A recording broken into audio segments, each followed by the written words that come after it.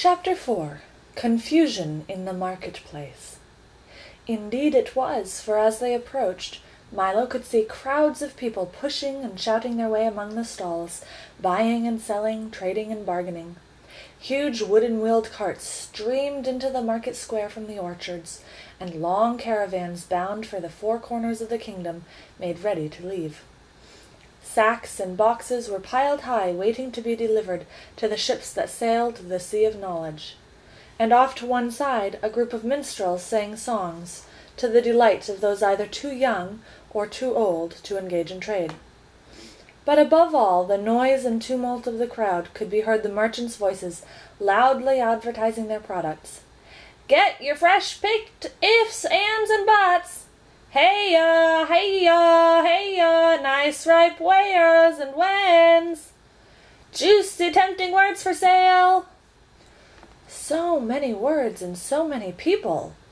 They were from every place imaginable, and some places even beyond that, and they were all busy sorting, choosing, and stuffing things into cases. As soon as one was filled, another was begun. There seemed to be no end to the bustle and activity. Milo and Talk wandered up and down the aisles, looking at the wonderful assortment of words for sale. There were short ones and easy ones for everyday use, and long and very important ones for special occasions, and even some marvelously fancy ones packed in individual gift boxes for use in royal decrees and pronouncements. Step right up, fancy best quality words right here," announced one man, in a booming voice. "Step right up. Ah, what can I do for you, little boy? How about a nice bagful of pronouns? Or maybe you'd like our special assortment of names." Milo had never thought much about words before, but these looked so good that he longed to have some. "Look, Talk," he cried. "Aren't they wonderful?" "They're fine, if you have something to say," replied Talk in a tired voice, for he was much more interested in finding a bone than in shopping for new words. "Maybe if I buy some, I can learn how to use them," said Milo eagerly, as he began to pick through the words in the stall. Finally, he chose 3 which looked particularly good to him: quagmire, flabbergast, and upholstery. He had no idea what they meant, but they looked very grand and elegant. "How much are these?" he inquired, and when the man whispered the answer he quickly put them back on the shelf and started to walk on.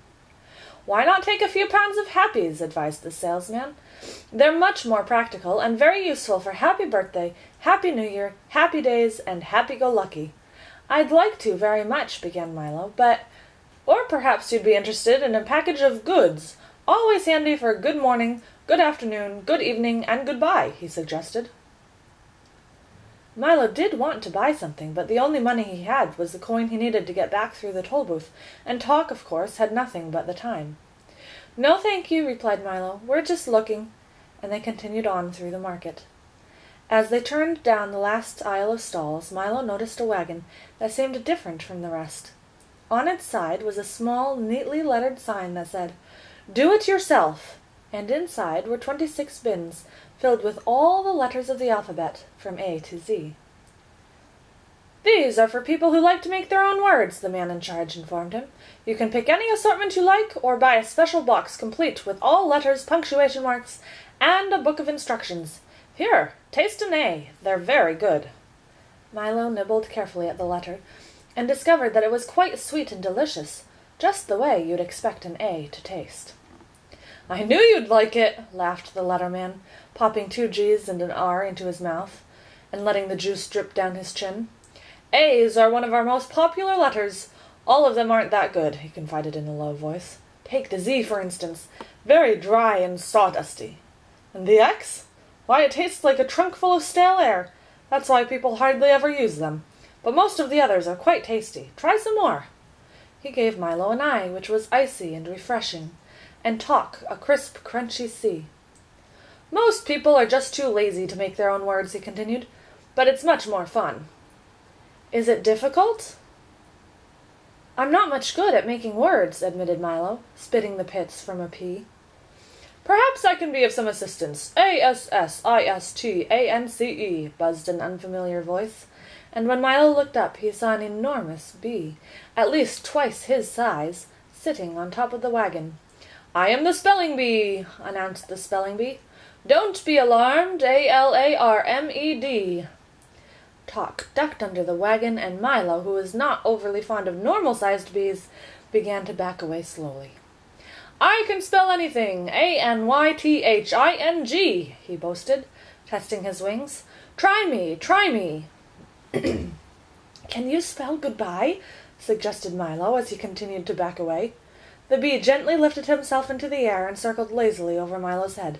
"Perhaps, Perhaps, you are under the misapprehension, Missapprehension, that I am dangerous," he said, turning a smart loop to the left. "Let me assure you that my intentions are peaceful, Peaceful. And with that he settled back on top of the wagon and fanned himself with one wing. "Now," he panted, "think of the most difficult word you can, and I'll spell it. Hurry up, hurry up!" And he jumped up and down impatiently. He looks friendly enough, thought Milo, not sure just how friendly a friendly bumblebee should be, and tried to think of a very difficult word. "Spell vegetable," he suggested, for it was one that always troubled him at school. "That is a difficult one," said the bee, winking at the letterman. "Let me see now. He frowned and wiped his brow and paced slowly back and forth on top of the wagon. "How much time do I have?" "Just 10 seconds!" cried Milo excitedly. "Count them off, Tok." "Oh dear, oh dear, oh dear, oh dear," the bee repeated, continuing to pace nervously. Then, just as the time ran out, he spelled as fast as he could, Vegetable. "Correct!" shouted the letterman, and everyone cheered. "Can you spell everything?" asked Milo admiringly. "Just about," replied the bee with a hint of pride in his voice. "You see, years ago I was just an ordinary bee, minding my own business, smelling flowers all day, and occasionally picking up part-time work in people's bonnets. Then one day I realized I'd never amount to anything without an education, and being naturally adept at spelling, I decided that—" "Balderdash!"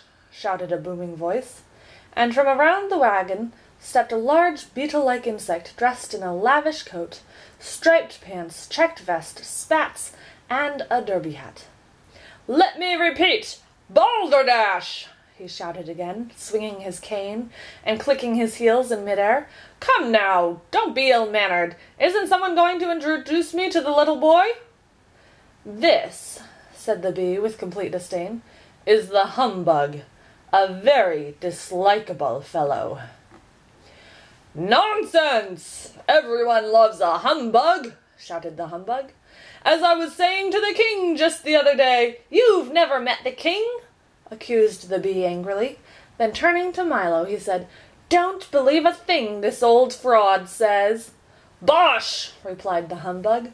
"We're an old and noble family, honorable to the core. Insertions humbugium, if I may use the Latin. Why, we fought in the Crusades with Richard the Lionheart, crossed the Atlantic with Columbus, blazed trails with the pioneers, and today many members of the family hold prominent government positions throughout the world. History is full of humbugs." "A very pretty speech, Speech, sneered the bee.